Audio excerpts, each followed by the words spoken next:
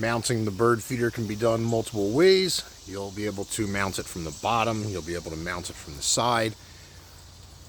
As long as the solar panel is getting its sunlight. Then once we get the bird food on here and we get some birds, they'll be enjoying the feeder. Mount will be sitting inside. You'll want to remove your mount. That is the bird feeder setup. The ports on the camera will be your reset button, your power button, your USB-C cable, as well as your memory card. So this is the Smart Bird Feeder. This bird feeder has the ultra wide HD photo, has high definition video, has solar charging, it's IP65 waterproof, has AI bird recognition. As you see, it's already assembled for us.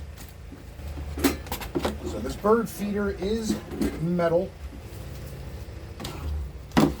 Included with the bird feeder, you do have your instruction manual, you have your solar panel, you have the 32 gigabyte memory card, your mounting hardware, a leash if you want to bracket it in, your mount for your solar panel, as well as the hard mount for the bird feeder itself. There's an app included for the bird feeder,